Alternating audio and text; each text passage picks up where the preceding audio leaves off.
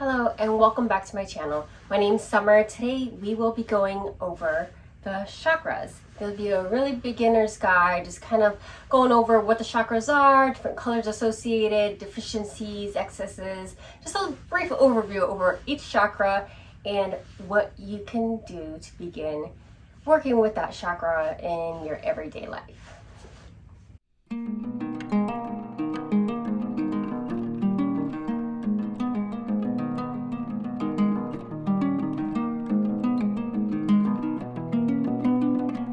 The word chakra means wheel. So if you can imagine, there are these spinning wheels throughout our body. And these wheels are energy centers, just energy life force centers that are everywhere. So typically we think and we know of, we discuss the 7 chakras. But in reality, there are many hundreds, some say even thousands of chakras. There are so many different energy centers throughout the body. But we are going to go through the 7 chakras that people are normally familiar with, that we hear a lot. So the chakra system came over from the Eastern style of medicine, Eastern philosophies, over to the West via yoga. So before then, the West hasn't really heard about it, but this has been around for thousands of years. 2 books that I like regarding chakras are Eastern Body, Western Mind. And this one is very comprehensive. It goes into great detail about what each chakra is, what it does, how to begin to heal it, and just different psychology parts of it. I'm going to link it below. Very comprehensive. If you want to learn, go into a deep dive all about chakras, this is the book to get. Now this one is called Healing Chakras, and this one is much shorter, as you could tell, and it's by Ilchi Lee, and it's a colorful brief overview about the different chakras and just different things that you can begin to do to heal them. So I'm going to link both of these below, and I highly recommend just going through them, reading over them, see what works for you, if there's anything you can take away from it. But they're very interesting, and just marrying the 2 Eastern and Western philosophies together, I feel like we can get maximal benefits to our own health. So check them out, and like I said, they'll be linked below. Also, please remember to subscribe. I will be doing some yoga related to each chakra, so that'll be in some upcoming videos. This is purely lectures, and you can skip through the different chapters as to learn about the different overviews for the different chakras. So get pen and paper if you like, or just sit back, listen, and just get to it. The first chakra we will be going over is the Muladhara Chakra, and that is located at the base of the spine. The color associated with this chakra is red. So when people start working with this chakra, they like to wear a lot of red, or maybe even eat red foods, get into meditations, get into different poses, just imagining a red light, just a lot of red. The purpose for this chakra is foundation. So it's at the base of the spine. It's the first chakra that we encounter in life. It needs to have a firm foundation, and in order for us to develop through the different chakras, we need to have each chakra firmly grounded, firmly just working in its fullest capacity, so that we can move on to the next step of our lives. So it's kind of like that Maslow's hierarchy of needs. You have to have that foundational things in place before you can actually move on to the next stage of development. So some issues that come up with this chakra are family issues, having inappropriate boundaries, financial issues, nourishment issues, issues with trust, health, home, whether all of this, whether positive or negative, this is where a lot of this stuff is based out of. So the basic right for this chakra is the basic right to be here. It's the fundamental of I exist, I am here. So when this chakra is balanced, people are typically well grounded, they aren't very fidgety, they are relaxed and poised in their stability. They have, finances pretty balanced. There's just a lot of balance, there's prosperity, there's good health, there's vitality, just very grounded. Traumas to this chakra include birth traumas, abandonment issues, issues with your motherhood, like your mother growing up. Maybe there was some kind of neglect going on. Maybe it's inherited traumas, like people who inherited traumas from the Holocaust or World War II, and just different issues historically within their family line. Also physical abuse, being in abusive environments, poor physical attachments, poor nourishment.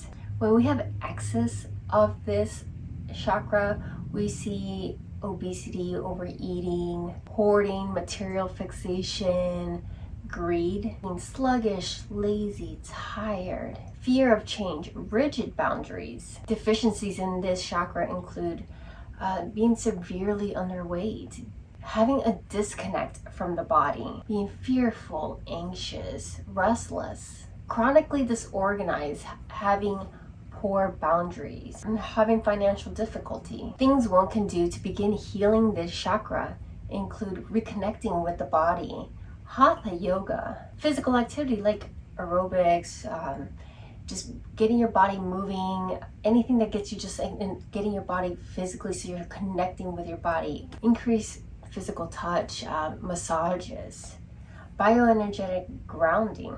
Maybe you need to look into what happened in your childhood with your mother and how you can begin to heal from those issues. Also, you begin healing when you can just reclaim your right to be here. Some affirmations that you can say when working with this chakra is, I am safe to be here and I am immersed in abundance.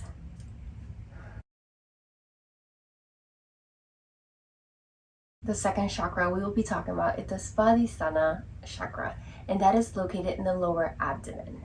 The color associated with that is orange. And some of the issues that go along with this chakra are sexuality, desire, emotions, movement, sensation, pleasure, need. The purpose of this chakra is movement and connection. The basic rights associated with the second chakra is to feel and have pleasure. A balanced second chakra looks like graceful movement, emotional intelligence, healthy boundaries. So this is, again, the second time boundaries has come up with the chakras. Boundaries are very, very important. The ability to experience pleasure, nurturance of self and others. Some traumas related to this chakra include sexual abuse, physical abuse, emotional abuse, neglect, restriction of movement, emotional manipulation, coming from alcoholic families, a lot of addictions, inherited issues. Maybe there are some traumas that were not dealt with in the past, maybe even some ancestral issues that need to be dealt with within the family. An excess of this chakra includes sexual addictions, pleasure addictions, excessive emotional volatility, being ruled by the emotions, being oversensitive, having poor boundaries, and just invading in other people's spaces, seductive manipulation, emotional dependency, obsessive attachment. A deficiency in this chakra appears in ways such as fear of sex, overly rigid boundaries, rigidity in attitudes and in one's body, denying one's pleasure, excessive boundaries, fear of change, a lack of desire, passion, lack of excitement. So some things that people do to start working with this chakra to heal it include just movement. So movement therapy, maybe you're just out dancing and just put some music on, just let loose. Emotional release. I do have a yin yoga class in which it is all about emotional release, which I'll link up here. Inner child work. Or maybe it's going to a 12-step program to help overcome some addictions. Working on boundaries and assigning healthy pleasures. Working on what is a healthy pleasure for one to have. Working with this chakra, a lot of people associate it with just sexuality, but it has to do with emotions and creativity, and if we can get really firm in our emotional development and letting it free flow and having that chakra be open and work congruently with the rest of our other chakras and with our body, we can be of greater service and have greater creativity and be compassionate and just have more pleasure in this life. Some affirmations that are associated with this chakra as you work with it include: I deserve pleasure in my life, I move easily and effortlessly, my sexuality is sacred, I embrace my sexuality. The third chakra is the Manupira Chakra, and the color for that is yellow. And it is located in the solar plexus, which is right in this area of the body, which is very central. The purpose of this chakra is transformation. Issues related to the chakra are energy, activity, self-esteem, autonomy, individuation, productivity, willpower. Basic rights in this chakra is to act and be an individual. Someone who has a balanced third chakra is responsible, reliable, balanced, has good self-esteem, has a balanced ego strength, has a warm personality, is confident, playful, has a good sense of humor, has appropriate self-discipline, has a sense of one's personal power, and is able to meet challenges. Traumas related to this chakra include shaming, manipulation, authoritarianism, domination of will, inappropriate responsibilities as a child. So you're basically, maybe you have, you're taking care of, you grew up too fast, basically. You're taking care of the family, you're taking care of your siblings or whatever. You're just taking care of yourself, you're an only child.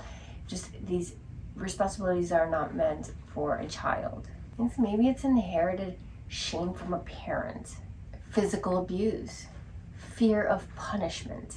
Someone with an excess of Manupira Chakra is overly aggressive, has this need to be right or have the last word, manipulative, power hungry, is deceitful, is prone to temper tantrums, and likes to take sedatives. It has a type A personality, is very competitive, stubborn, arrogant. I mean, they're hyperactive.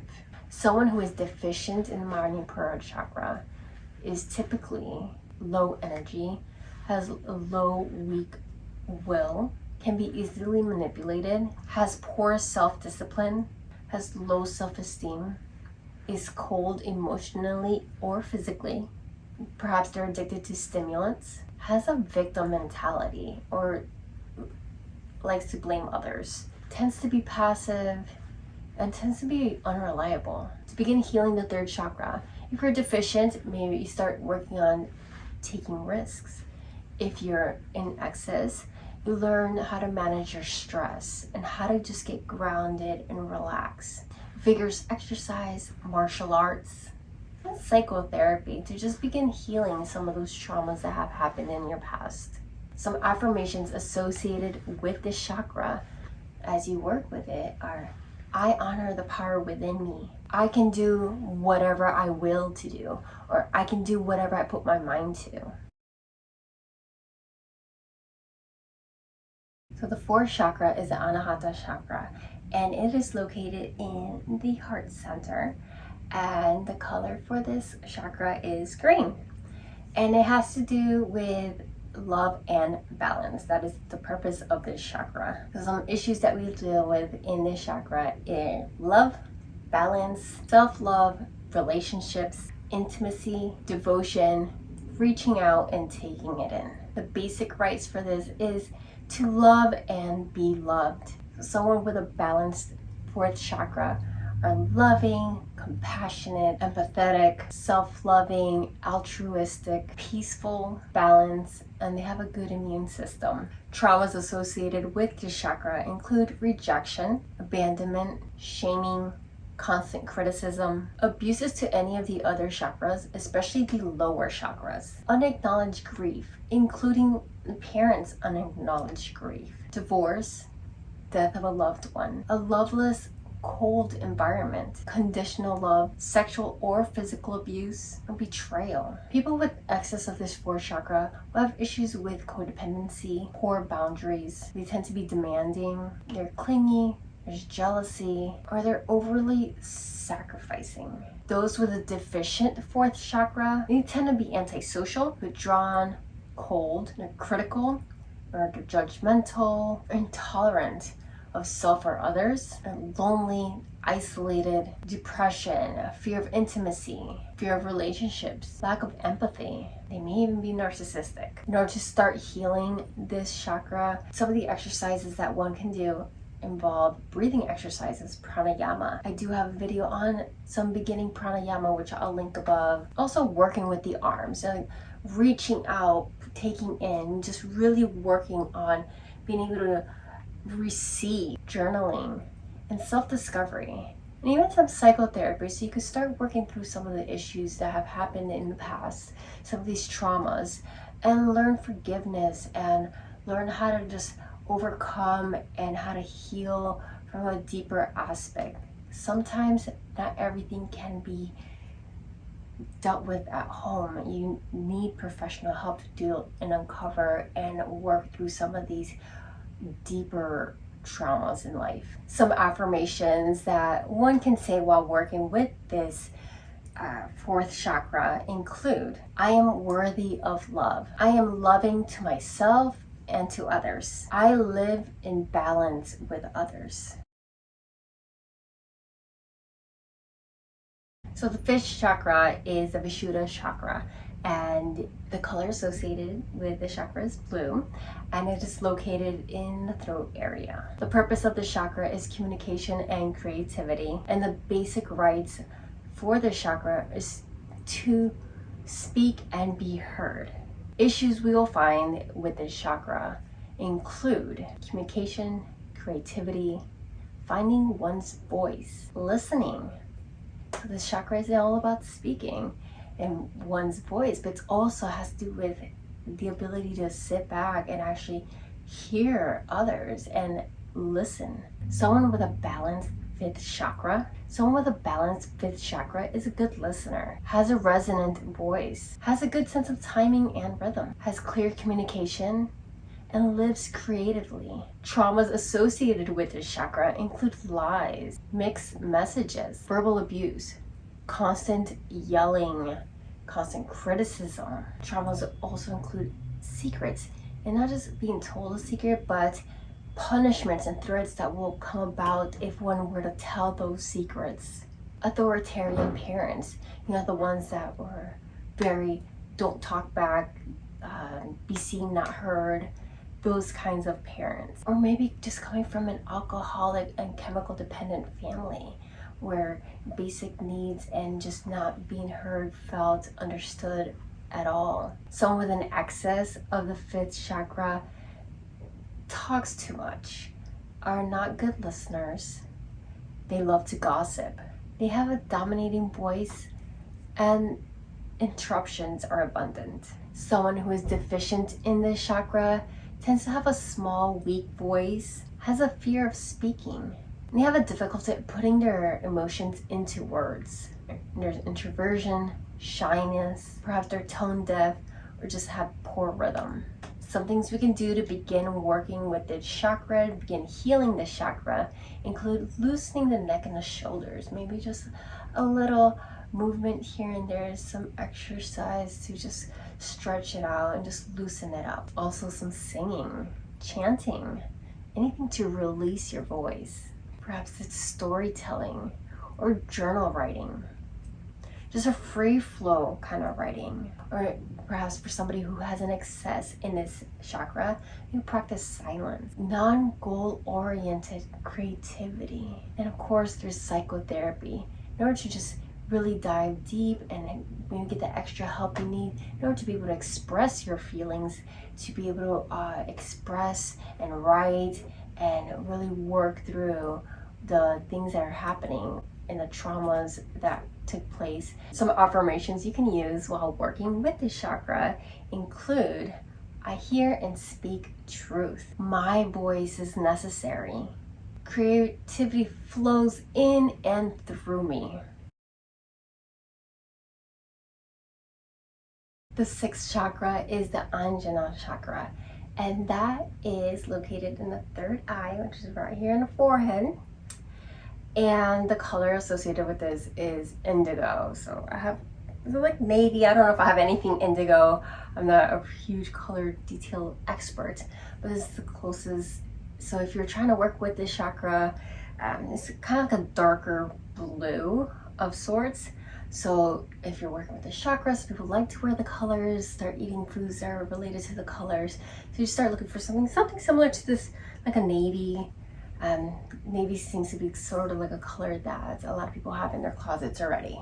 The purpose of this chakra is pattern recognition. Some of the issues associated with the chakra include image, intuition, insight, imagination, visualization, dreams, and vision. The basic right to this chakra is to see.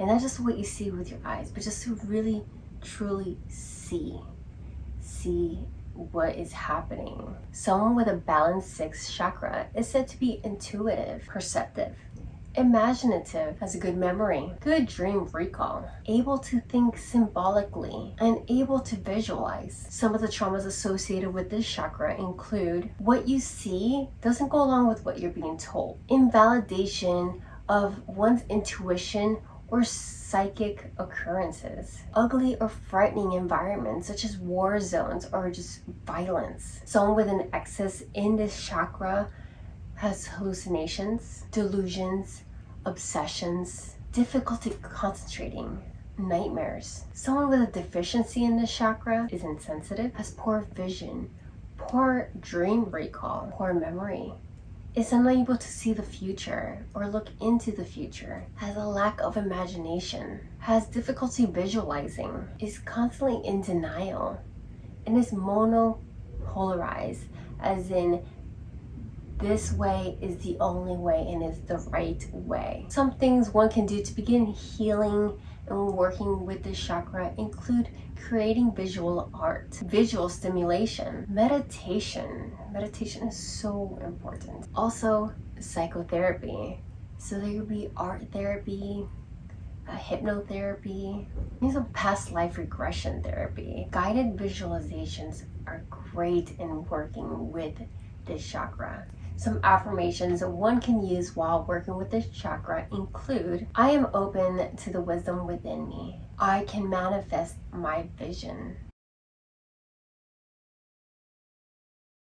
The seventh and last chakra we will be going over today is the Sahasrara Chakra.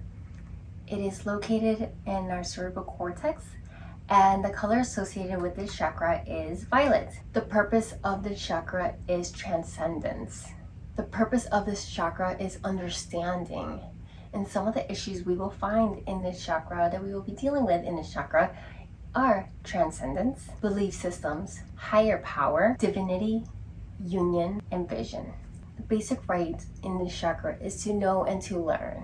Someone with a balanced seventh chakra has the ability to perceive, to analyze and assimilate information, is intelligent, thoughtful and aware, is open-minded and is able to question, is spiritually connected, has wisdom and mastery, and has a broad understanding. Some of the traumas associated with the chakra include withheld information, education that thwarts curiosity. So schooling or anything, some kind of education that keeps you from being curious. Forced religiosity, invalidation of one's beliefs, blind obedience, misinformation and lies, spiritual abuse. Excess in this chakra include over-intellectualization, spiritual addiction, confusion, and dissociation from the body. Deficiencies in this chakra include spiritual cynicism, learning difficulties, rigid belief system, apathy, and excess of lower chakras. These include manipulation,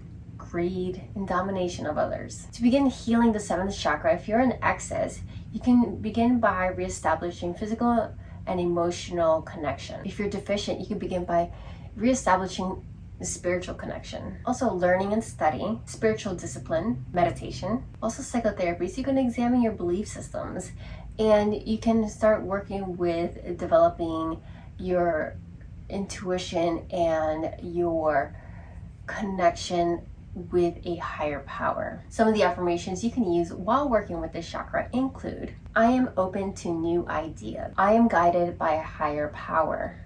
I am guided by inner wisdom. Thank you so much for taking the time out to be here with me today and learn a little bit about the chakras. If you like what you saw and you want to learn more, make sure you subscribe because there's plenty more coming up. I'll also have some yoga videos related to the different chakras. And also look below in the description and you'll find links to this book, which is Eastern Body, Western Mind. It is a full, very thorough book about the chakras. I'll also link Healing Chakras, which is a little bit shorter and concise, but if you're really looking into in-depth overview about the chakras, this is the book for you to go to. So you'll see them in the description below along with other things. If there's anything else you'd like for me to link, please let me know in the comments, or anything else you'd like for me to make a video about, please let me know. I'm here to be of service. In the meantime, thank you so much. I hope you have an amazing day.